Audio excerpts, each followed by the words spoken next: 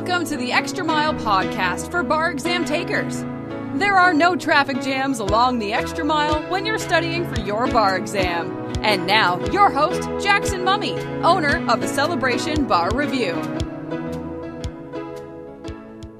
Well, hey everybody, welcome to episode 229 of the Extra Mile podcast for bar exam takers. This is your host, Jackson Mummy. I hope you're doing well. Happy holidays to you. Certainly in the midst of the last-minute shopping and the rush, and the world is going on around you, getting ready for the holiday season, and you're studying for the bar exam. Yeah, I get it. It just doesn't seem fair, does it? So in any event, we are here as a little oasis to talk about the bar exam in the midst of the whole world spinning on and moving and doing its own thing. So I appreciate you carving some time out to talk and think about the bar exam and all things bar exam related. If this is your first time with us, welcome. We're glad you're here. Want to let you know that you can watch today's podcast by going to our website, celebrationbarreview.com/229. That's our episode number. Just type in the episode number. You'll be able to watch the podcast along with the show notes right there on the same page. If you prefer to listen to the podcasts, then you can find us on Apple iTunes, Spotify, and iHeartRadio, as well as lots of other places where podcasts are syndicated. And again, the show notes are right there. Now, in today's episode, what I wanted to do was to just do a brief sort of check of my inbox and to answer a few questions that I've gotten from listeners about their studies in the bar exam generally. And I thought I'd just share some of that with you today to give you a flavor of the kinds of questions that other people are asking and our thoughts on some of those things as we sort of begin to turn into the serious part of the study for the February 2019 bar takers. And also, we've got some July 2019 bar takers that are underway now as well. So we want to talk about a few things that are relevant for those folks. So I hope you'll stick around for that. Now, I also would like to invite everyone to join us for a special free live training. It'll be this Thursday, December 20th at 7 p.m. Eastern. The title of the training is Do Something Different. Make the next bar exam your last bar exam. Together, we're going to take a look at 4 steps that successful bar takers follow. And we're going to use case studies, videos of some of those successful students talking about what they did in their own words. But we're going to lay it out for you step by step as to what you need to do to make the next bar exam your last bar exam. Now, this training has been incredibly valuable to literally thousands of people. We're offering it to you for free, but you do need to register in advance. And you can do that in one of several ways. You can click on the show notes for the video or audio, and there's a link right there, and register that way. Or you can go to our website, celebrationbarreview.com/webinar, and you will find the registration button there. You'll also notice that there is a second option for an on-demand version that we provide every day. Now, if you don't find Thursday night, 7 p.m. Eastern, to be convenient, we understand, and I'd encourage you to check out the on-demand version. Same material. The only difference is that in the live training, I do a Q&A, which I always find interesting and fun, and would love to have you participate there. So whether you come to the live session on December 20th, or you want to watch that material right now, you can do it by just going to celebrationbarreview.com/webinar. All right. Well, with those brief announcements in mind, I thought I'd turn to some of the questions that people are asking, just to give you a flavor for what things are going on right now, what's on people's minds. I get a lot of questions at this stage about whether or not a student will say, am I ahead or behind? One student wrote to me to tell me that there had been a death in the family and obviously had been a setback on a lot of levels, and then said, I believe I'm ready to begin my studies, but I need some direction. Do I begin at the beginning, or should I spend a little more time each day until I'm current? What do you recommend? Well, I think the obvious answer here is that you want to start at the beginning of your study plan, whatever you're using. And the later that you begin your studies, the more time you're going to have to invest. Now, we tell our students at this stage that they should be spending about 20 to 25 hours a week in their study if they're sitting for the February exam. Many of you who are watchers or listeners of this podcast will be taking a big box bar review, and you simply won't get that luxury. You'll literally be in a 40, 50, 60-hour a week study mode right from the beginning. I think that the sooner you can begin, the better off you are. Most every course now, I think even the live courses, begin their studies probably this week. So everyone should be underway if they're sitting for the February exam. If you started earlier and you had to take a break in your studies, you don't necessarily have to go all the way back. I think you can pick up from where you left off typically, but you want to be able to measure out your studies as best you can. I don't generally find it favorable for people to go from 20 hours a week, let's say, to 40 or 50 in a single jump. I don't think that's helpful. I don't think cramming generally works very well. So my encouragement would be to move up incrementally, but still trying to stay at around 20 to 30 hours a week. That's probably the sweet spot for this particular point in time in mid-December if you're a February bar taker. Now, if you're a July 2019 bar taker and you have to take time off for some reason, or you just choose to take time off during the holidays, that's not a problem. In our course, you're still at about 5 to 10 hours a week of study. So pretty minimal, pretty easy methodology there. All right. Some of you who are regular watchers or listeners will remember that in episode 225, just a few weeks ago, I talked about the California bar exam, and I described it as a broken system, and I made some recommendations for changes and things that I thought should be done differently.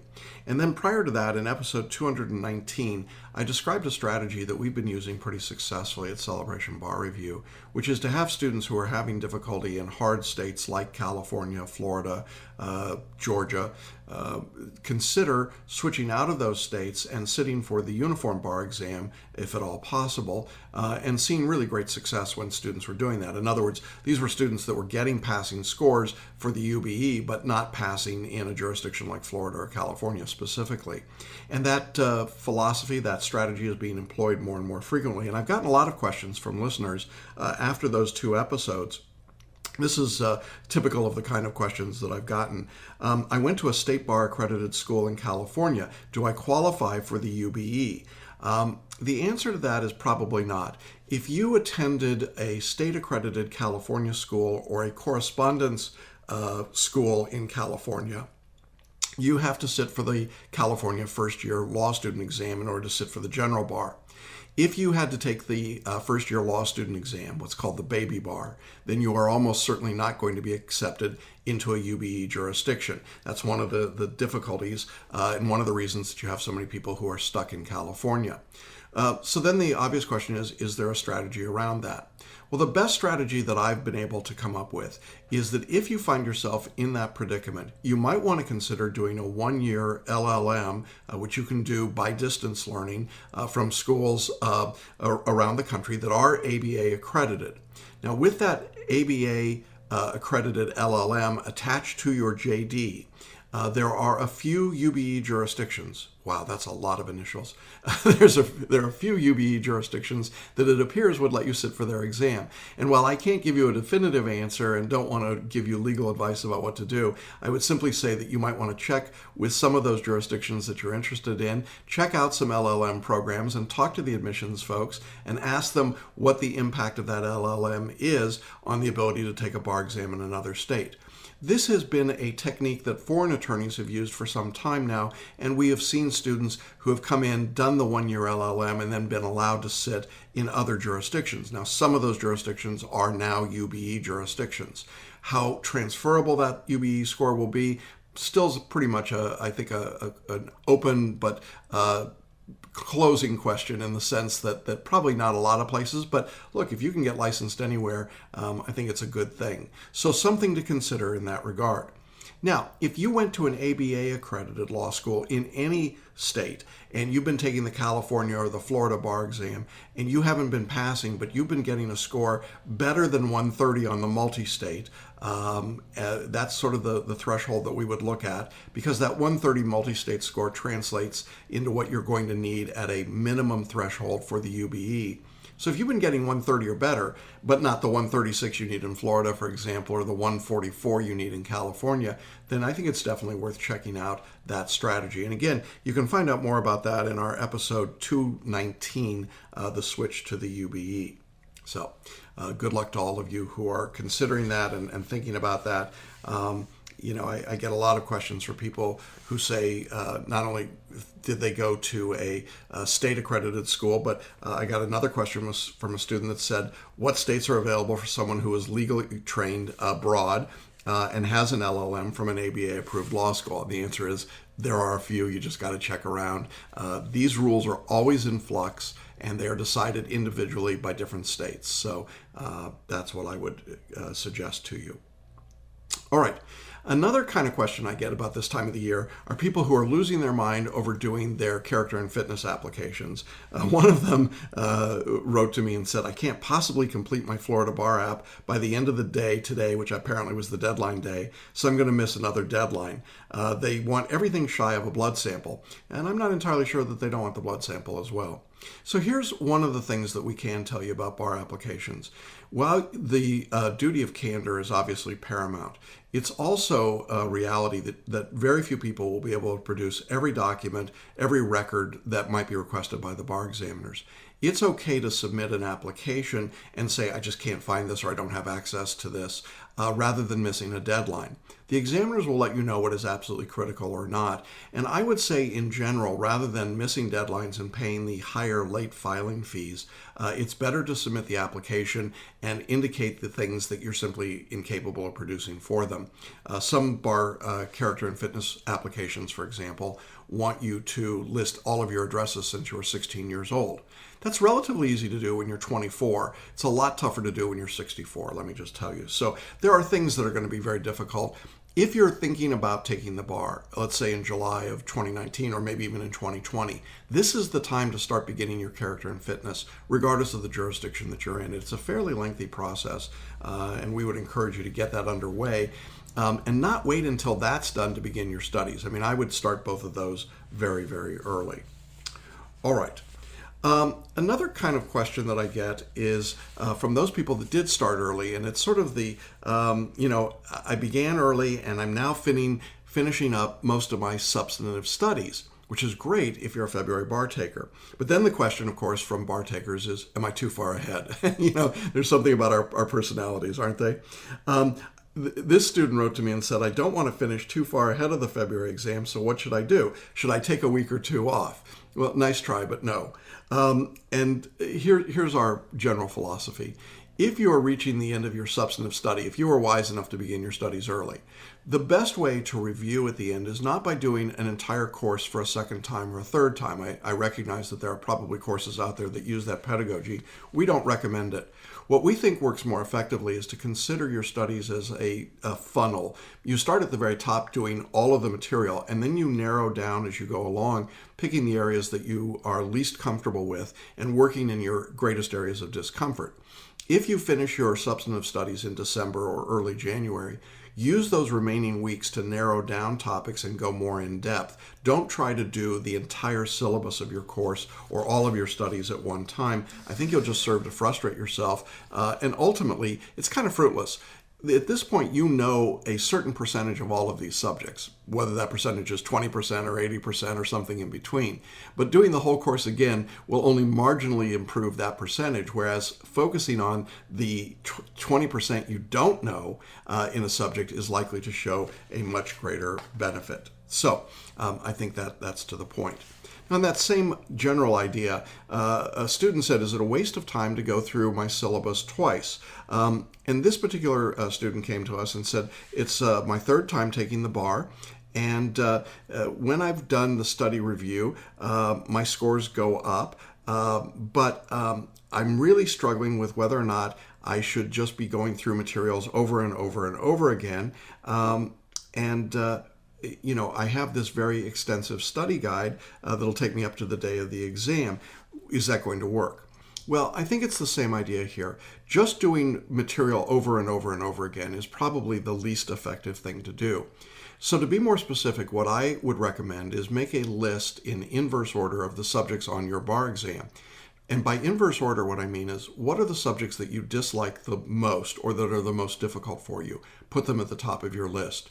Then take a period of time, a few days of study, a few sessions of study, and work intensively in that subject. And within that subject, what are the parts of that subject that you're having trouble with? People will say things like, well, I'm not good at property. Well, is it all of property? probably not. It's probably certain parts of the subject. And so you want to, again, dive a little bit deeper there and spend time in that part of the subject. And so I think that if you're taking that approach, that's better than trying to go through everything on a repeated basis. So some thoughts there. All right, again, thinking about study times, we get a lot of questions like this one. Is there a maximum recommended per session or per day of study time? I think this is a great question. In the 30 years that I've been teaching the bar, I have seen people do virtually everything in terms of their study approach. I've seen people who cram enormously. I've seen people who did very minimal studies. And we feel like there's a sweet spot both in terms of total study hours, but also study time per session and per day. So let me break those down for you. In terms of overall study time for the bar exam, 250 to 300 hours is the study time that is most successful for our students over a long period of time with a lot of data points behind it. So that's what we aim for, 250 to 300 hours. And that period of time should include your reading, your lectures, your question practice, and your review. Okay, now, how does that break out? Well, in our view, the best, most effective period of study is probably 8 hours per day. That's the peak that we think most people can sustain a study for. And the way that we would suggest doing that would be a 3-hour study session in the morning. It's timed to coincide with when you would start the bar exam. So getting up at the time you would get up on bar exam day, starting your day, having your breakfast, getting a little bit of exercise, and then sitting in for a study session in the morning of 3 hours typically. Then taking a lunch break, doing a 3-hour afternoon study session, again to coincide with the timing of the bar. Then taking a slightly longer dinner break and doing a 2-hour review wrap-up that evening. Now, I know many of you in the big box bar reviews are saying, but I can't do that. I've got to sit in classes all day. Well, that's true, but that is part of your study time. But if you're in a course like ours where you've got more flexibility, we think the 3-3-2 model is most effective. I know many bar students will say, well, I've got to spend 10 or 12 or 14 or more hours a day of study. I will tell you, based on my experience, that is ultimately fruitless. I've seen very few people who are successful using that approach. And the reason is really pretty obvious. You're too tired by the time you get to the exam, number one. And number two, you're really trying to cram or memorize information, and we just know that doesn't work very well. And so it's an ineffective model to start with. You're not going to pick up information, you're not going to retain it and hold it, particularly day after day without a break at that level. So my view is that if you get above 8 hours a day, you're really hurting yourself. It becomes a point of diminishing returns, significantly diminishing, and I don't think that's a good idea. So recommendation, 8 hours a day. Now, how about a study session? Well, you notice that we've been talking about 3 hours per session. We think this is the longest you should sit because this is really the structure of the bar exam. I even break it down a bit more than that. I like to think in terms of 55-minute study hours. And the reason that I find this helpful is that if I set a timer on a device for 55 minutes, it frees my mind and it frees me from the distractions of the world. And I can say, for the next 55 minutes, I'm working on this subject. When the timer goes off, I'll give myself 5 minutes or 10 minutes to check in on my email and see what's going on with the family and the kids and work and all the other responsibilities that you might have. But it's a very effective way to keep your focus during those 55 minutes. I also find that when students study in the 55-minute hour and they use the 3 one-hour blocks together, they get a pretty good feeling for the way the bar exam is going to go. It's good kidney training if you're an old guy like me, but it's also a good way to keep your focus tight for that 55 minutes. I think the worst scenario is the person that tries to multitask while they study. You know, I'm going to study while I drive to work, or I'm going to study while I'm at the gym, or I'm going to study while I'm watching the kids, or I'm going to study while I'm at work doing something else. This is not study time. It may be good review time. It may be better than listening to, talk radio. I mean, there's a number of things that might be better than, but it is not good study time, and you should not convince yourself or persuade yourself that you're actually studying if you're doing any of that. Study time is really focused study time.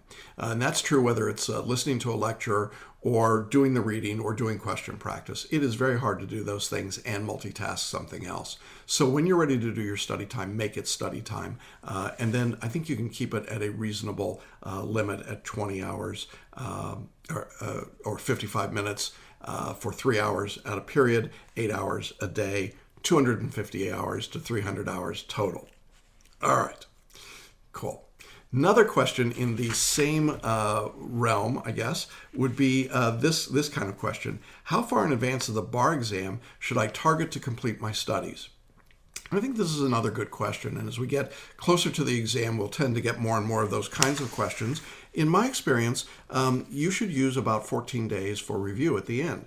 Now, many of you in the big box bar reviews are suddenly taking a big gasp of air because you know that isn't going to happen. You will be in substantive lecture in those courses probably up until about 5 days before the test. So you just don't get that opportunity at all. And if that's the case, then you're going to have to do your review in the time that's allotted to you. But if you are doing home study, if you're doing a course like ours or studying on your own, then I would say about 10 days to 14 days is optimum to do a final brush-up review. And as you'll hear us talk about in the podcast as we get closer to those dates, the key here is to do less, not more, at the end. Trying to do more at the end is like trying to run a marathon the day before you run the marathon. It's just very difficult to do physically. So you want to be tailing off, tapering off, working down, further down in that funnel that I described earlier. So I think that that's a big part of how you can begin to structure your studies. We suggest to our students picking a date of February 10th or July 10th as a target date to finish the substantive part of their work before they go to the full-length exam reviews. And that's not an absolute date, but it's a good date to work on. So there you go. All right, a lot of those kinds of questions about dates and times and study. I wanted to deal with a couple of those. Let me handle a couple of other questions in this episode. And let me also tell you that we're going to do a full episode like this, but we're going to focus on one of the topics we get a ton of questions about, which is photo reading and mind mapping, a couple of the tools that we use at Celebration Bar Review to great success. I get a ton of questions about those tools, how to use them, how to apply them, do they work? So we've got an upcoming episode where I'm going to talk about those things specifically. But one topic of questions that I get, particularly when students come to us after they've failed the bar, they've used the big box traditional bar review courses, and they've been using memorization and IRAC and issue spotting. And the kind of question I get is, this is typical of, I started working on my essays. I watched the videos on essay writing, and I'm super nervous to keep the fact law application format that you suggest. It looks so short and concise instead of IRAC writing. Well, who would have imagined such a thing? Is it normal for me to feel that way? Is the fact law application really a way to write?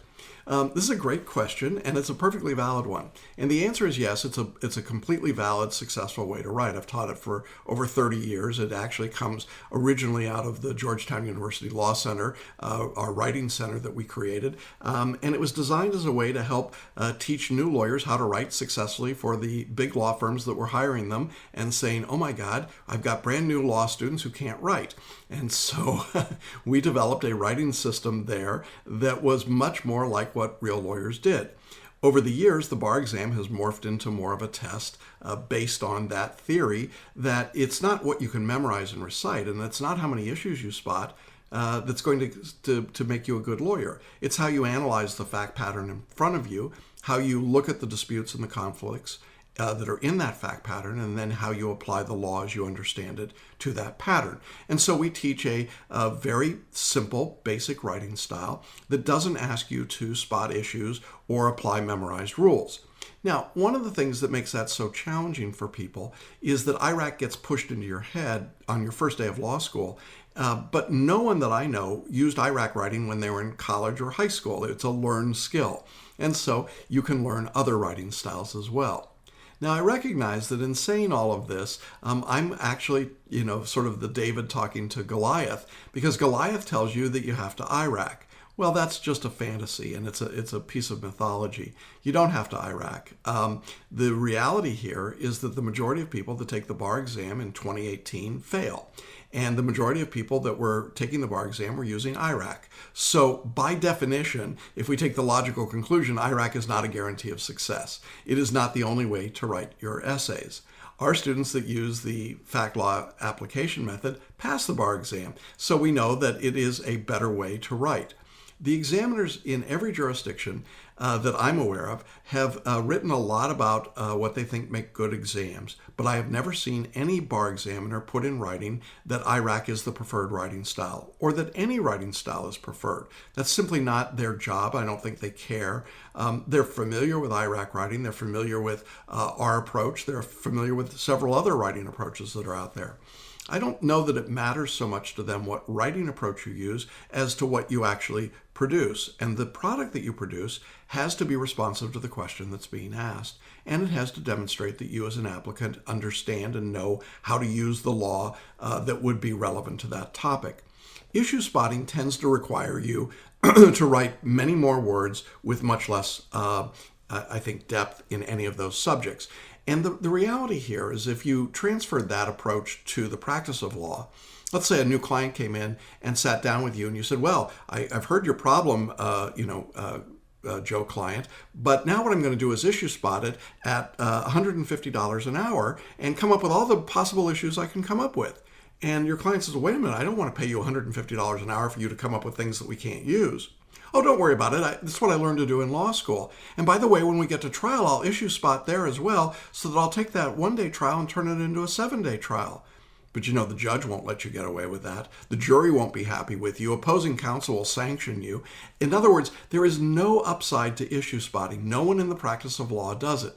So why in the world would that be a preferred method of writing for the bar exam?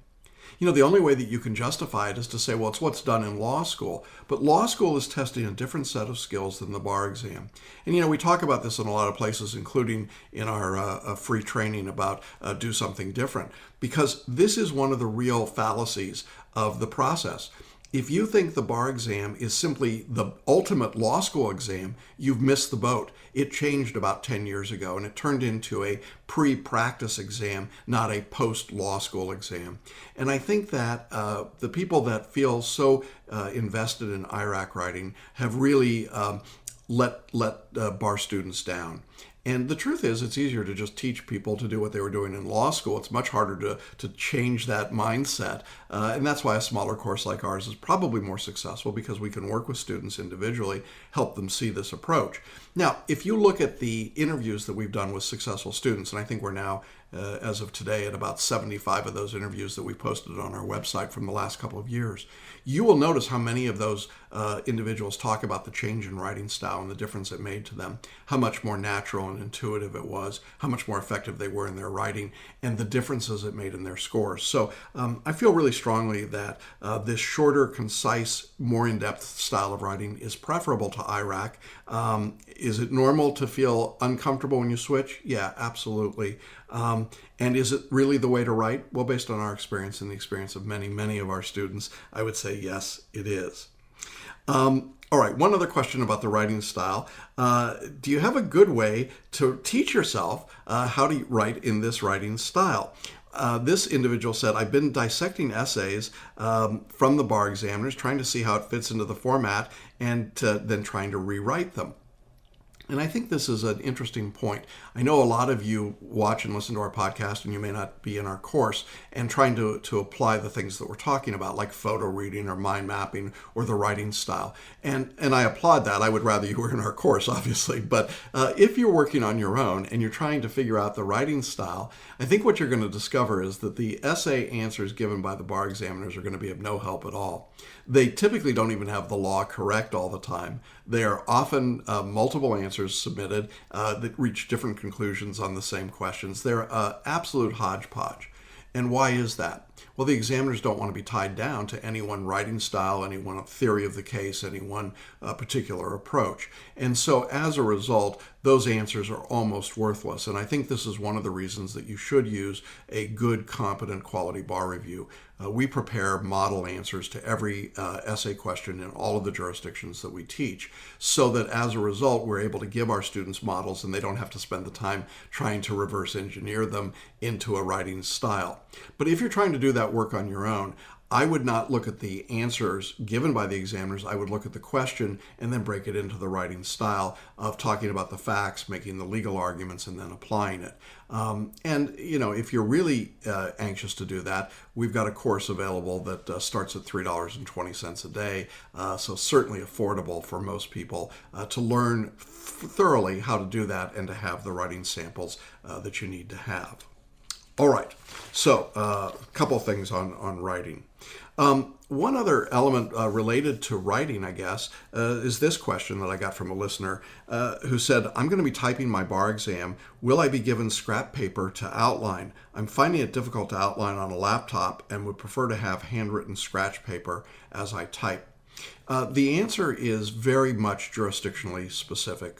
Some jurisdictions will give you scratch paper and allow you to use it. Others will not. I would say that in general, if you get the scratch paper and you're more comfortable with that to outline, by all means do it.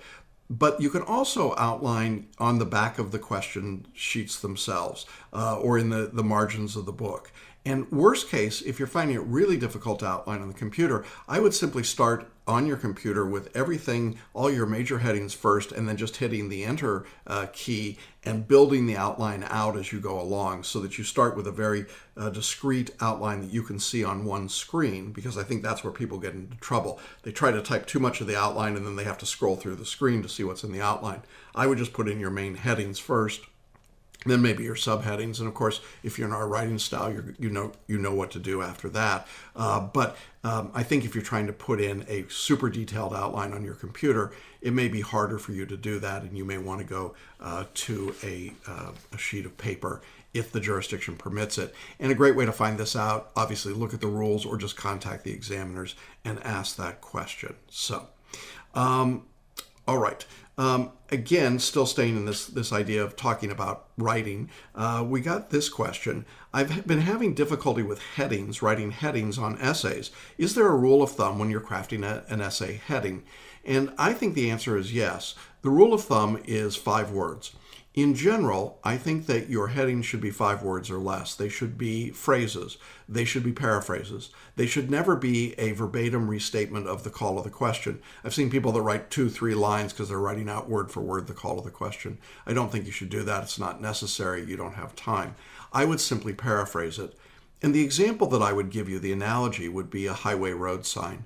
If I'm on the highway and I'm looking for a gas station, I don't need a lot of detail. I just need to know the brand and how far away it is.